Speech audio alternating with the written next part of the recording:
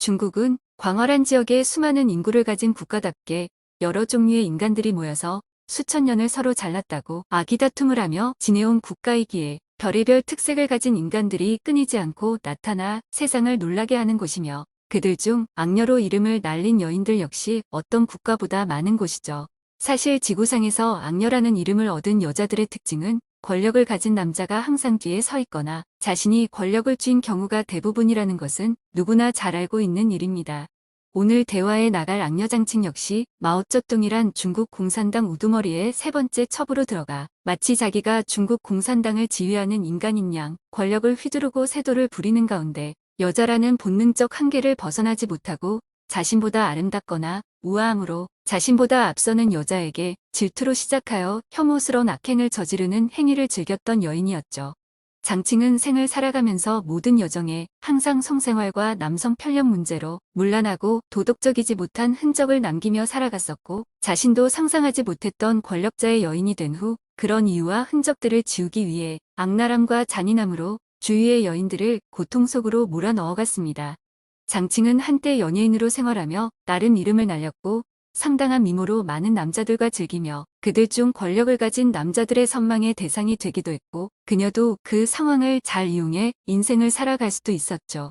공산 사회였던 중국에서도 장칭이 이런 인생을 살 수 있었던 것은 어쩌면 남자가 있는 곳이라면 거의 마찬가지인 것처럼 중공 수뇌부 역시 남자들의 집합체니까 나름 아름다운 미모의 배우 전력과 육체를 이용할 줄 아는 여인의 모습 때문이 아니었나 하는 생각이 들기도 해요. 이런 문란한 생활을 하고 육체를 이용한 생을 살았던 과거는 장칭이 중국 공산당 사회 속에서 나름 위치가 확고해질 무렵부터는 자신의 지저분했던 과거사가 자신을 위태롭게도 만들고 어렵게 확보한 위치까지도 흔들 위험에 빠질 수 있는 문제로 대두되기 시작하자 자신의 이 같은 흑역사를 없애거나 가리기 위한 노력을 했다는 것은 당연한 일이 아니었을까요? 장칭은 배우 생활을 하면서 두 번의 결혼을 하였고 두 번째 남편은 탕나라는 남자였는데 장칭과 이혼을 한 후 여러 가지 쉽게 이해되지 않는 일들이 일어나며 그 남자는 두 번이나 자살을 기도했지만 모두 실패하면서 이상할 정도로 그의 자살 사건은 장칭과 엮이며 악녀의 삶에 상당한 험로를 만들게 되는 어려움을 겪게 되기도 하였죠. 이러한 문제가 이어지는 동안에도 장칭은 남자를 유혹하는 능력을 최대한 발휘한 결과였는지는 모르겠지만 중국 공산당 내의 절대 권력자인 마오쩌둥과 결혼에 성공을 하거든요. 결혼 당시에 중국의 또 다른 권력자이자 마오쩌둥에게 조언을 할 수 있는 몇 안 되는 인물 중 하나였던 저우언라이가 강한 반대를 했었고 그 일에 앙심을 품은 장칭은 저우언라이의 양녀 순웨이스에게 엄청난 악행을 저지르고 결국 죽게 만듭니다. 마오쩌둥과 결혼에 성공한 장칭은 이때부터 악녀로 명성을 얻게 되는 그녀의 숨은 기질을 밖으로 꺼내며 평범한 여자로서는 도저히 할 수 없는 잔인한 행위를 여기저기서 대놓고 저지르고 돌아다녔지만 당시 중국 공산당 내에서 막강한 권력을 쥐고 있는 마오쩌둥이라는 높은 벽은 누구도 장칭의 악행을 막아서지 못하게 했죠. 보통 여자들이었다면 이 악녀가 의도적으로 해대는 잔인한 행위는 생각이 있어도 마음속으로나 그려보는 것이 일반적인 것이지만 장칭은 그 행위를 실제로 해댈 수 있는 정신질환자와 같은 잔인함을 갖춘 소름 끼치는 여자였다고 말할 수 있었을 정도였다고 합니다. 사생아로 태어나는 등 출신 성분이 좋지 않았던 장칭은 사실 마오 외에는 당장 기댈 곳도 자기를 방어할 힘도 없었기에 가리고 싶은 흉을 떠들고 다니는 것에 대한 걱정이 많았고 그러기에 과거부터 잘 알고 지냈던 사람들 중 특히 그 사람이 여자였다면 장칭은 기회만 되면 제거하기 위한 방법으로 아예 없애버릴 자세를 취했고 이런 생각은 절대적으로 확고했다 하죠. 장칭은 자기가 제거해야겠다는 생각을 하고 나면 여자나 그의 집안 혹은 남편 등의 위치가 어떠했던 간에 전혀 신경 쓰지 않고 실행에 옮기려고 발악하듯 최대한 안간힘을 쓰며 절대로 흔들림 없이 사형을 집행하듯 무서운 사고를 쳐댔다고 해요. 장칭은 정상인의 범위를 벗어난 끝장을 보려는 고문과 그녀의 사주를 받은 수하들이 저지른 집단 인간 등 말할 수 없는 인간이야의 악행의 중심에 서서 주도적으로 지휘하듯 저질러 나가면서 그것들을 흐뭇한 눈으로 미소까지 지으며 만족스러워했다고 그의 주변에 있었던 사람들이 증언하고 있습니다. 자기의 뜻을 알아서 처리해준 측근 수하들을 식사에 초대해서 며칠간에 걸쳐 대접을 해주었지만 결코 그들을 자기 곁에 계속 놔두진 않았다고 하는데 장칭의 이런 스타일을 보자면 일반적으로 가릴 것이 많은 인간들이 아무리 자신을 따르는 측근들이라 해도 일단은 색안경을 끼고 보는 특징이 있는데 장칭이 이런 부류죠. 마오쩌둥과 결혼 후 권력까지 손에 쥐게 되자 장칭이라는 악녀는 워낙 질투심이 강하고 어디에서건 외모에 대한한 자기가 최고여야만 하는 거의 강박관념에 가까운 병적인 사고 때문에 말도 안 되는 이유를 앞세워 엄청난 사건을 일으키게 됩니다.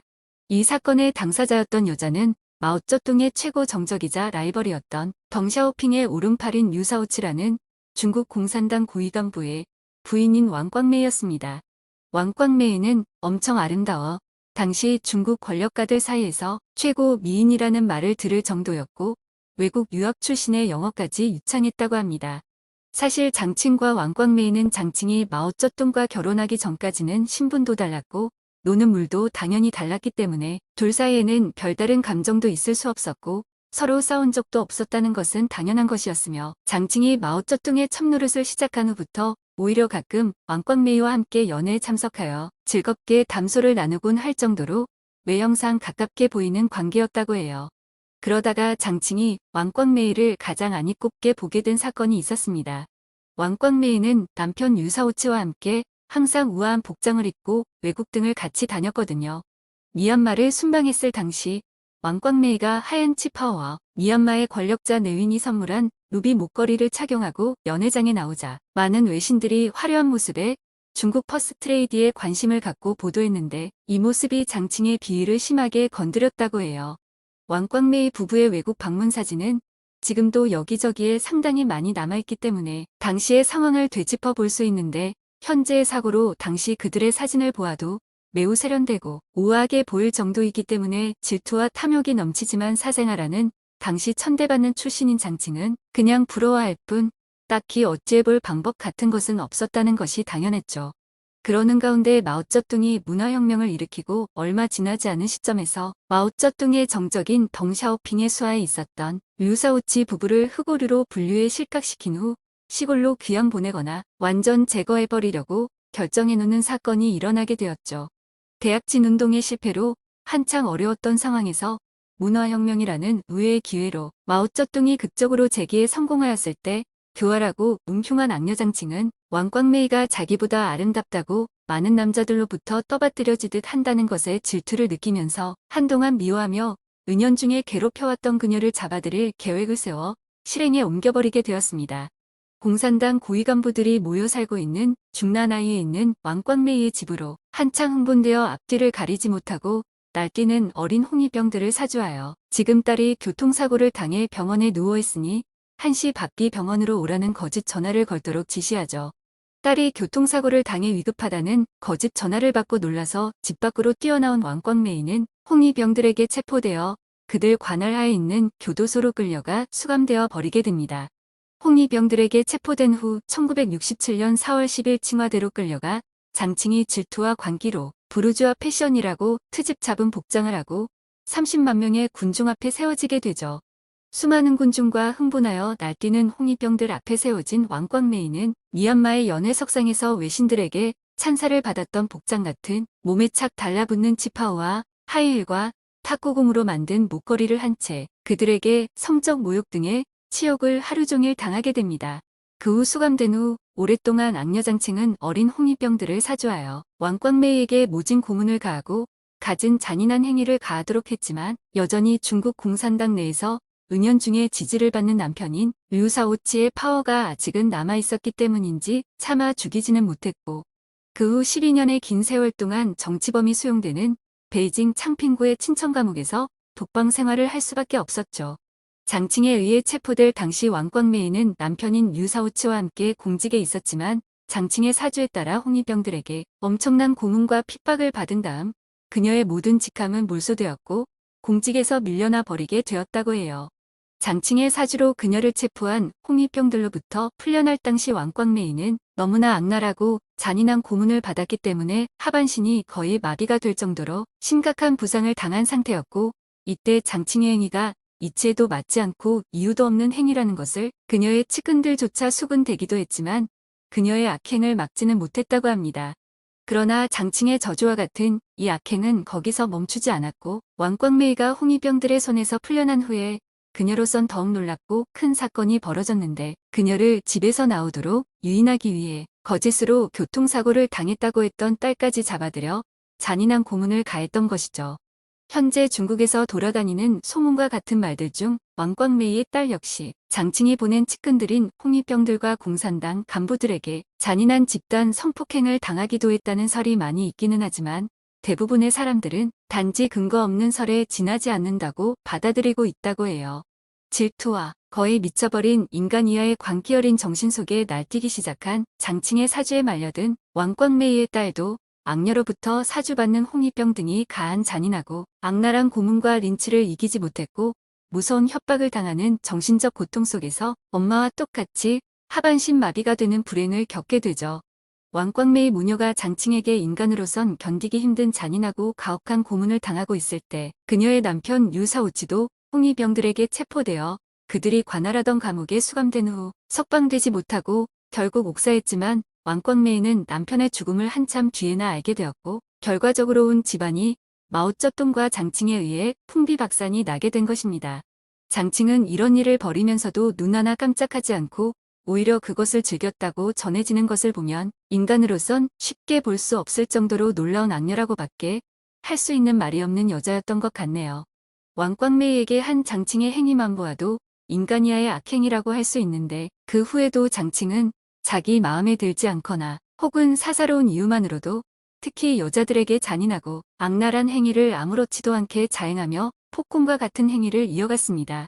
그러나 그 당시 누구도 감히 장칭의 이러한 악행을 막지 못한 것은 중국을 장악했던 마오쩌둥이라는 남편 때문이기도 했지만 후에 사인방으로 알려진 혁명위원회 소속의 소위원회의 막강한 파워 때문이기도 했었죠.